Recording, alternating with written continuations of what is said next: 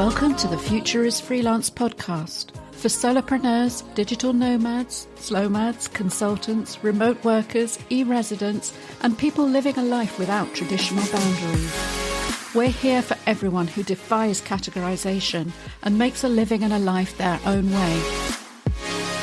Every other Freelance Friday, we're serving up an audio cocktail of expert tips, inspired insights, and stories from the frontiers of freelancing to help you achieve success with your borderless business, whatever success means to you as you live life on your own terms. Thanks for listening to The Future is Freelance and for being part of the Future of Work revolution.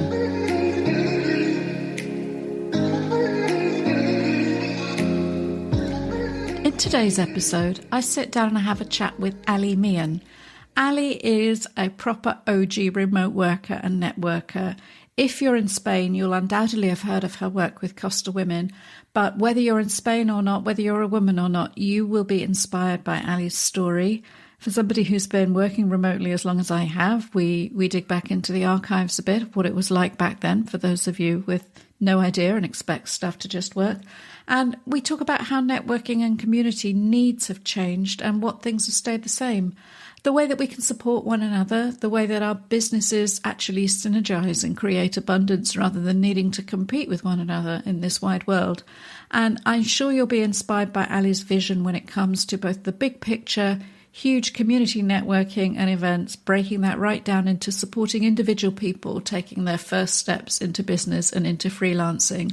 So I hope you enjoyed this one as much as I did. There is quite a lot of giggling on this call, so I was obviously very happy, but that's what happens when you talk to Ali.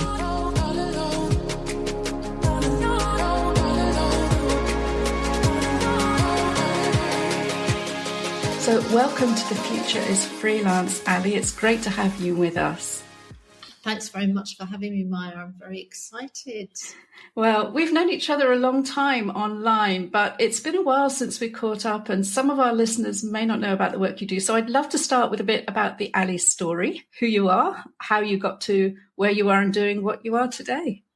Yeah, I'm very happy to share.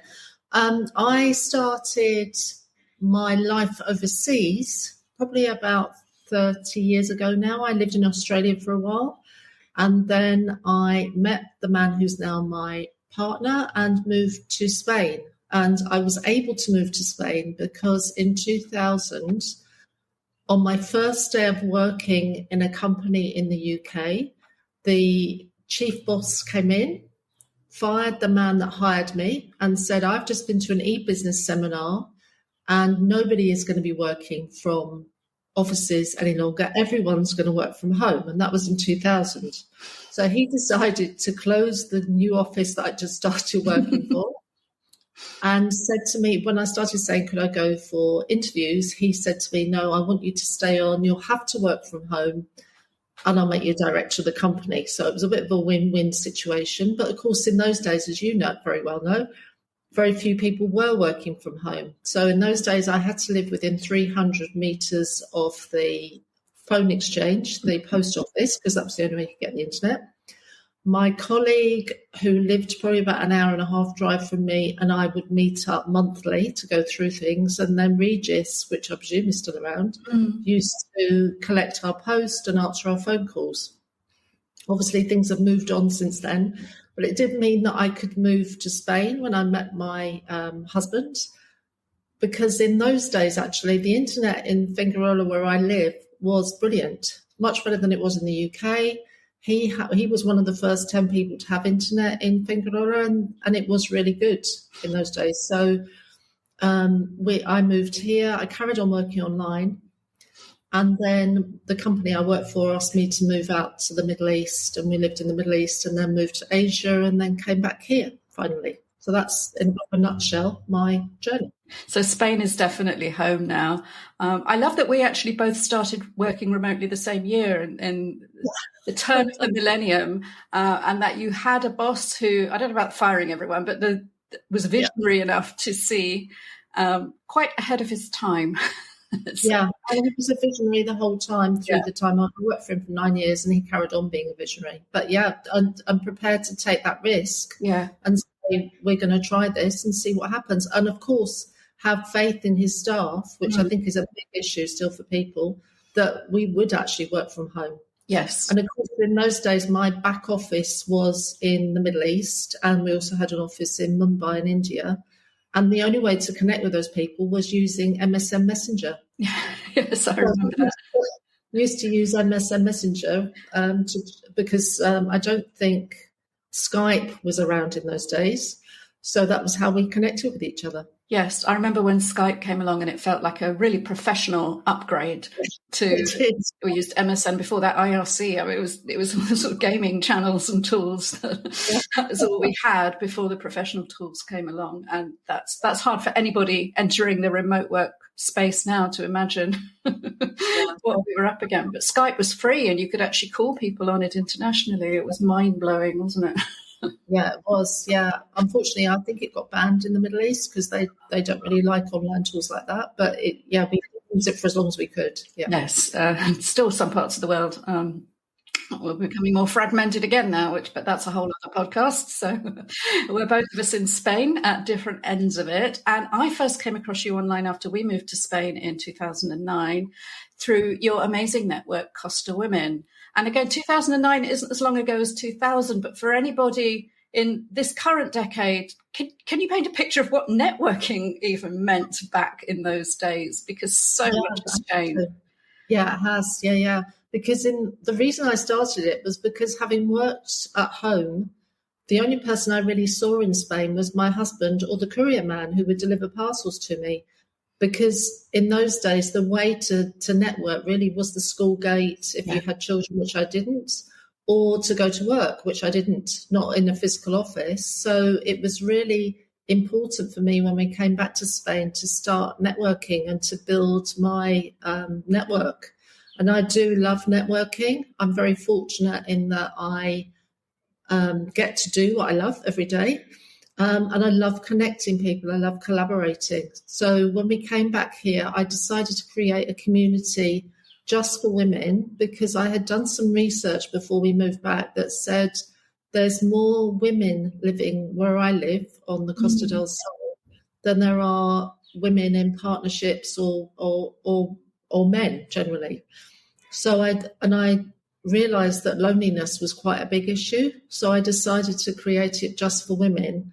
Originally just social, but now we've got a very big business community and it's gone on since 2010 from there. Fantastic. Networking then, there weren't that many networking groups around, so no like structured networking. I was fortunate enough when we came back to meet Steve Hall, who I know that you know very well, and he was really generous and just opened up his black book, as it were, of contacts and put me in touch with so many people, lots of names that you know. And that was how my network started, really. Amazing. And it really was a case then of who you knew and who could open up those different worlds to you. And for anybody now, we relocated to another part of Spain 3 years ago, and it was just so obvious what to do. Even in lockdown, we had all the local Facebook groups. There was Nextdoor. There was all these apps you could just immediately plug into and connect with people. But it was so different, wasn't it, when you had to ask around? So the first iteration then of Costa Women, what was that like? How did that grow? Because I had worked online for so long, for me, the online is a world. But for a lot of people, it's not a world and it's not real. So when I started Costa Women, I was only going to have it as an online community.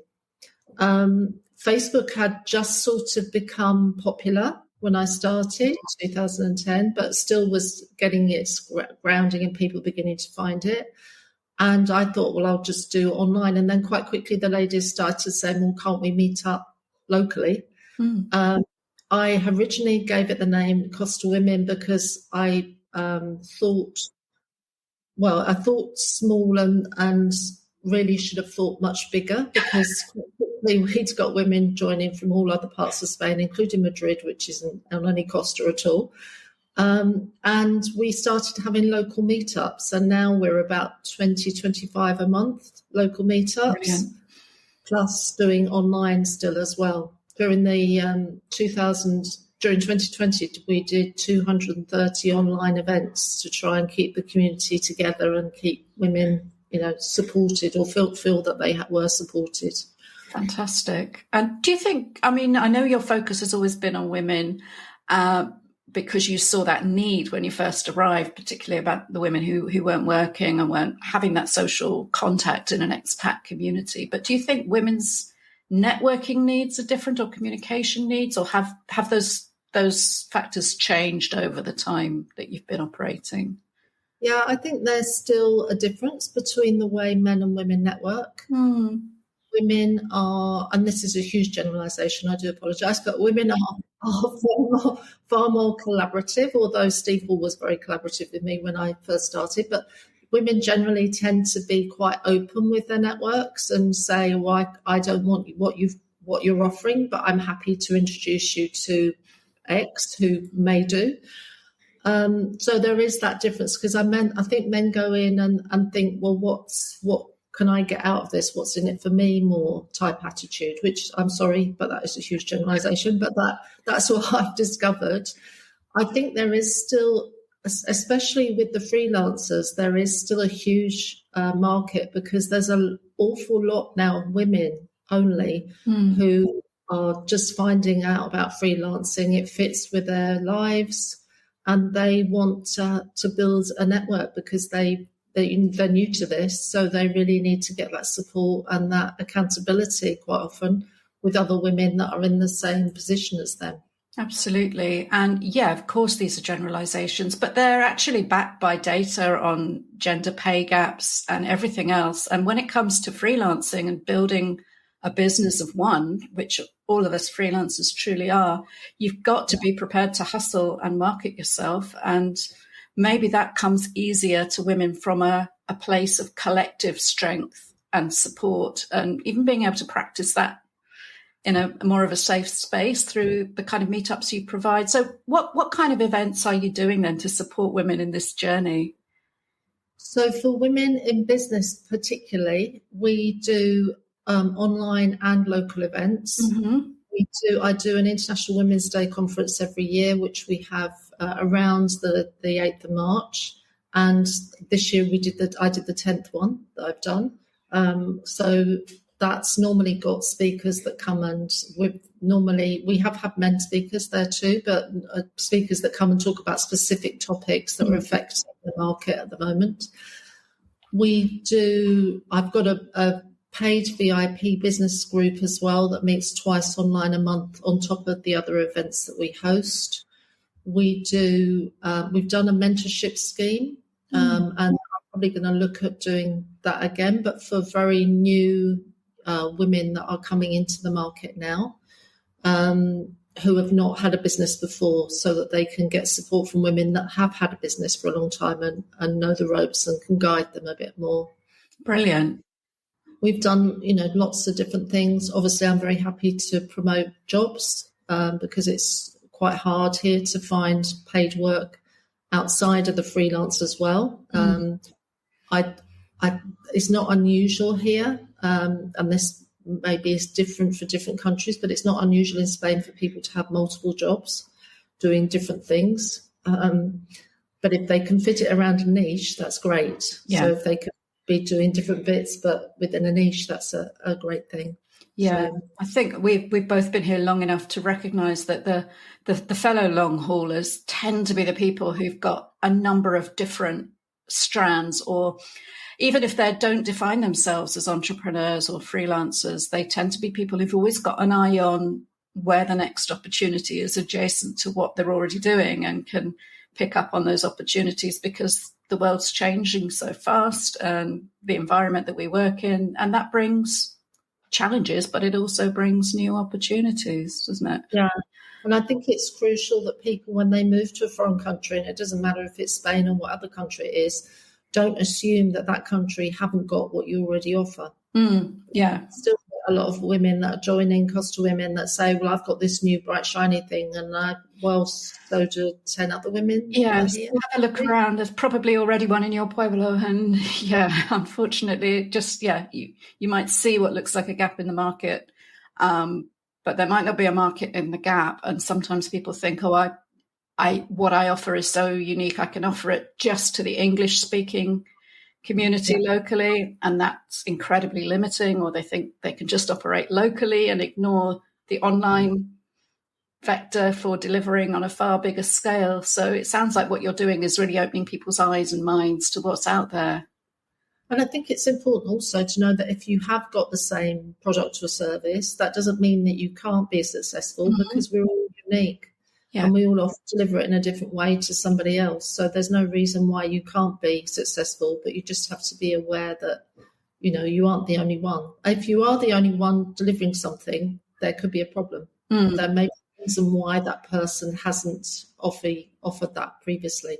Yeah. If you think you've come up with something really new, then that's a good moment to just pause and ask yourself why someone isn't there already. There might be a good reason, or there might be some unique twist on it that you've come up with, but it is increasingly difficult to be totally unique, isn't it?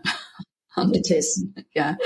Do you think women are better at collaborating in those circumstances rather than competing? Do you find that you're able to connect people who have similar offerings and talents to do things together? I hope so. I find that younger women are far more into collaboration than women that are still of the old mindset. When I worked in sales previously, the sales director used to have a black book, and you weren't allowed to look at it, touch it, or even see what was inside it. Whereas I think now women that are coming into the market now, they realise that you can't do it alone, and they do need that collaboration. I'm very much into collaborating with other women's networks in the area and internationally. In fact, we have a monthly, and it's today as we're recording this, we have a monthly Zoom call with a women's network in New York City. Right. Each month we have a speaker. One month it's somebody from Costa Women, the next month it's somebody from their community, and we collaborate on that and have done for 5 years. So I think it's really important that we do think about collaboration and not see it as, there's somebody else doing the same as me. Let's, be scared and try and compete with them. Let's try and see if there are ways that we can collaborate together and share costs, yes, for instance. Definitely. And just bring those different audiences and networks and experiences together. We're all, I think, perhaps particularly when you're used to traveling, relocating yourselves overseas, whether that's as a digital nomad or as an expat or as a slow mad, as some of us might describe ourselves, you're more used to accepting the fact that there are other people who'll be in your orbit that you don't know about, you can learn from, and it's quite an abundant world out there. We're not encroaching on each other's patches in nearly the way that people might think we are. Again, maybe that's another generalization, but a male-female thing that. Well, and I think the whole abundance thing is really worth looking at, because we can easily get sucked into a mindset of lack, whereas there really is an abundant world out there, and it is just ready for you to tap into. So that for me is really crucial, that we don't get sucked down the lack mindset.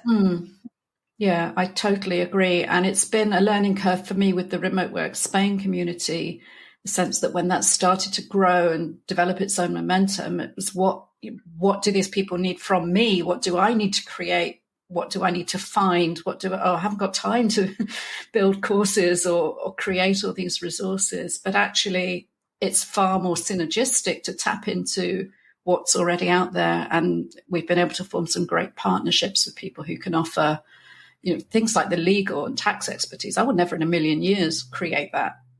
And I don't want to. It doesn't interest me, but we all need it. And there are people who have that expertise who need the community and so on. So it's really a case of we have these tools now that you and I could only dream of 20 years ago to connect, communicate, to find each other and to share our expertise and experiences as the world's getting smaller, hopefully. Yeah, and I think networking hasn't changed. In many ways. It's still the same. It's not about me, it's about you. And I think that's where some people they don't appreciate that's what it's about. It's about having two hands extended forwards. When we lived in or visited Hong Kong a lot, they hand you their business card holding on to the two corners and pass it to you that way. They all do it. And it's like I'm giving a piece of myself to you. Right. Will you accept it? And it's a really lovely way of handing over a business card, because I go to networking events and I call it the spray and pray method, where they literally will spray the business card around the room and hope it lands on somebody that might possibly want what they're offering. Yeah, or straight in the recycling if not. And it's so important that we realise it's more about the person you're talking to than it is about what you offer. And then you'll find ways that you can offer whatever it is that you've got. But it's, we were born with 2 ears and 1 mouth, and we should use them in that proportion. Yes, very wise words. And that's so interesting, that cultural difference as well, about offering yourself up to a potential collaboration partner in a very respectful, direct and appropriate way. Do you think that since COVID and since the shift to online events that's changed at all? Are we more used to the idea that we can simply share everything online in a very shooting from the hip, spray and pray way? Do you think some of us have lost that ability to connect one-to-one? I think so, because whilst Zoom and the meeting rooms are fantastic, it does make it more difficult because you're not actually meeting somebody face to face and having time to build that connection and that collaboration. It's far more rapid connections, which does make it more difficult. As you know, here, Maya, with people, Spain is big, but it's actually very small, and people all tend to know each other. So your reputation is everything, and you can win it or lose it in an hour. So it's really important that we do stay mindful of that when we're networking, and to develop that, whether that's online or locally, to build who we are and what we want to offer to the world. Yeah, that makes so much sense. It's such important advice, because when we are a solopreneur, we are our brand, we are our reputation, people do have choice now. People can choose to work with anyone in the world, so they're going to choose the person they have a relationship with, that they relate to, that they trust, that they know will deliver, because they're great to work with as well as great at what they do, because there's probably a lot of people great at what you do. And to go above and beyond that is so important. And that networking is such a crucial part of it on and online. And that's such great advice. Now, I know you do individual coaching as well as your broad networking. Can you tell me a bit about the coaching that you do and how you help people on that one-to-one level? Yeah, sure. So I work with women. But I tend to work with women that have not been in business before, or women that want to grow their business to the next level, because I think we quite often, when we start a business, we miss out on the foundations. We want to just launch it, get out there, make as much noise in the market as we can, sell. And we actually forget that we need to have a strategy. We need to put in place probably some regular rituals where we're looking at how successful what we're doing is, and then tweaking that if it's not working, and actually having a formal plan that we can work on. I believe that everything we do should be layered up, so you don't need to do everything at once, but we do need to know what, when and why we do certain things within our business, and actually what we shouldn't be doing in our business, which is really the difficult part, because that's those bright, shiny objects that we all love and go down rabbit holes, and then days later think, what have I done? Have I actually sold anything? Because there's so many new things in the market that, are really interesting. We are the CEOs of our life and our business. We don't manage it. And that's where the difference is with being digital nomads, being solopreneurs, being freelancers. We're the ones that actually are running our lives. And that's where the whole change is when people come on to this new way of working. And that's a really tough lesson to learn. Yeah. When you and I started, it was really difficult because there was nobody else around really to ask, is this the right way to do it? Have you got any tips? Yeah, what's muddled through? We just figured it out. Yeah, I did hear about one guy who was working from home very early days. He would literally get dressed for work, pick up his briefcase, because we all carried briefcases in those days, walk around the block, come in his front door, go up to his office and say, right, I'm at work now. and then repeat it at the end of the day. So he would go out the front door, go around the block, come in the front door and say, right, I'm home now, and put his briefcase down. And that is such a fantastic ritual. Yeah, that works for you. Do it. Yeah. I think the idea of a virtual commute and somehow replicating that transition is something that a lot of people need, because boundaries, when you work for yourself, particularly if you work from home, and those are two different things, but when they combine, it can leave you with a life with no boundaries at all, where you're completely immersed in what you do 100% of the time. And as you said, we are the CEOs. We haven't got a line manager coming on and saying, time to log off now, go and do some self-care, exactly. Take a break. Yeah. So if you're giving people that through your coaching, and is that with groups as well? Do those mastermind with one another, or how does it work? Yes. Yeah. So I've got a group coaching program as well, and it's really about creating those rituals that work for you. Mm-hmm. I came up with a goals system. You've obviously heard of the SMART system, but I came up with one that's called, it uses the word action, because I believe that's something that we don't do. We come up with these fantastic goals, but we don't actually action them. We don't actually take the steps to work out how I could do this longer term. I think we should just have 1 or 2 goals for a year rather than have masses and masses, because that's when it quite often falls off the cliff, because you've just got so much else to do. You forget you've even committed to doing that. Yeah. So we come up with 1 day per quarter where you just work on what your goals are for that next quarter, and you then don't spend the rest of the 3 months worrying about what you're doing, because you've already got a plan in place. That's why I think those rituals are really important. Whatever works for you, we come up with some within the program, but there may be ones that you don't want to work on, but you come up with your own. That's brilliant. And I think that 12-week planning horizon is a really good level of vision for a business of one. You can it's a time frame over which you can deal with some flexibility, some incoming, some unexpected circumstances, but you can have clear outputs at the end of it, that you want these projects delivered or this much revenue and so on. And it's a good framework for looking back on as well, for evaluating, did I actually do those plans? Did I carry out those actions? Can you unpack the action framework? What does that stand for? Yeah. So the A in the action is that it's actionable, that you actually want to do it and you can actually do it.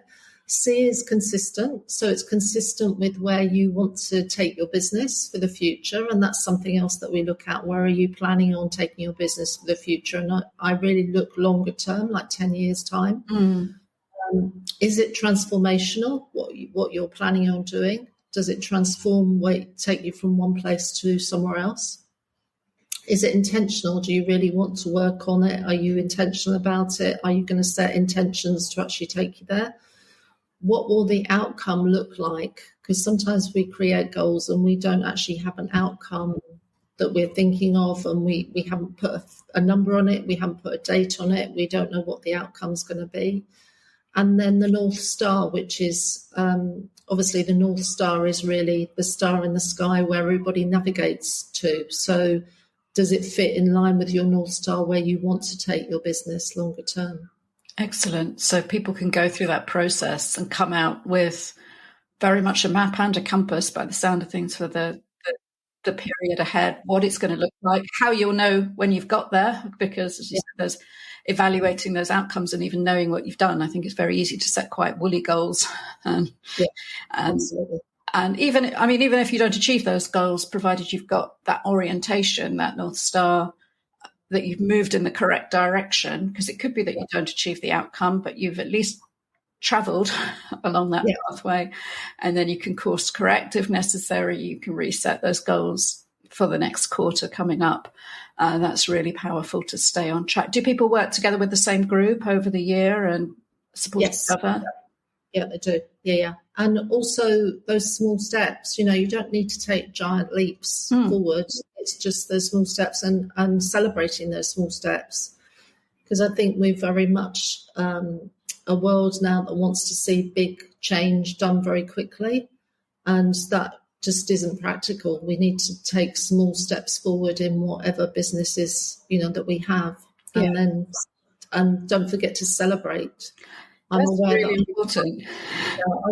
something I don't do enough. I'll say I'll do the International Women's Day conference. It'll be a success. I'll be happy, but I don't actually celebrate. I move on to the next thing.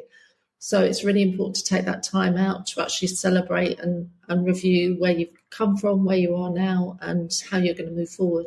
Brilliant. Yeah, I think that's so important. And again, it's something as freelancers, as solopreneurs, we don't have anybody else patting us on the back and saying, look, you did an amazing thing here.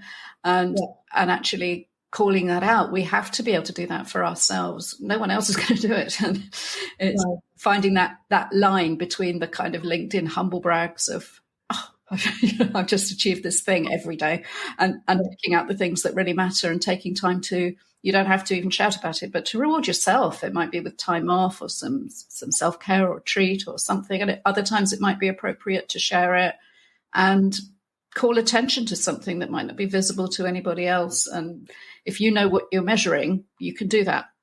Even the small things, because it's not always a big event, is it? It might be a very private milestone. It might be something that's been bubbling away for a long time in your life, or you've managed to integrate some aspect of life and work that's been troubling or conflicting. There are so many things that we as freelancers need to get under our belt and move on. And it's easy to move straight on without taking that moment. So this is permission from me and Ali, wherever you're listening, wherever you are in the future.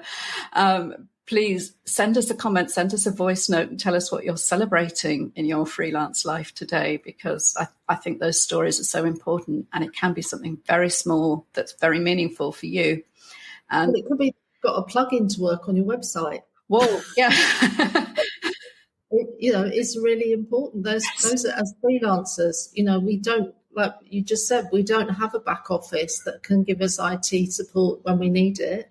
So normally it is us trying to figure out, watch so many YouTube videos as to how to do this thing.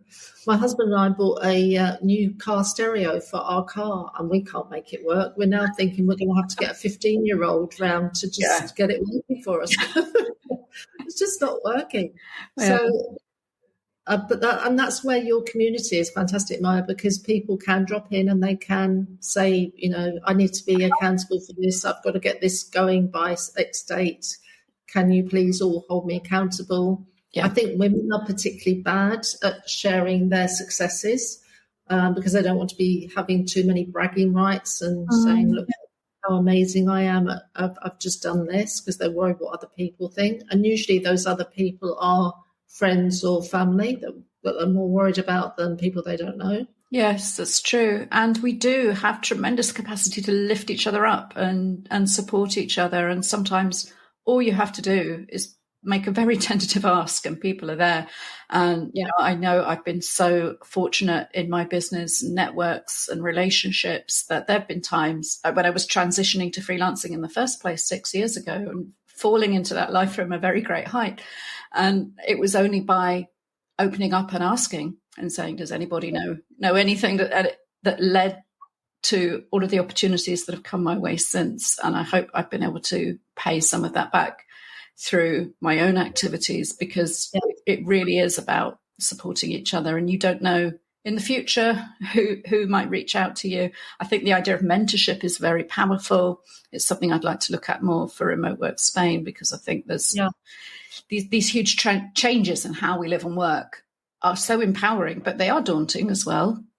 Yeah. And in reality, we're only a few steps, if that, in front of each other. Yeah. We can all learn something from each other, whether it's how to sort your car stereo out, or how to build a business. You can have an exchange of skills and experience with people in a circular way that lifts everybody up without encroaching on anybody else. So it feels to me like a very exciting time that we're going through in terms of the technology and the connectivity and the networks that we have. What are you excited about, Ali, for the future of entrepreneurship, freelancing, remote work in Spain?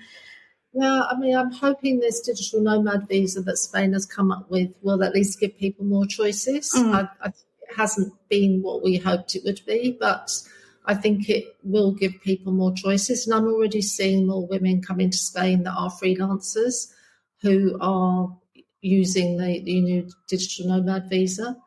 I think, co-working spaces, there's so many in my town now. are great. And if you can, like you have done, build digital communities, for me, those are what makes my heart sing. I love digital and I love communities. So to put two together is perfect. Yeah.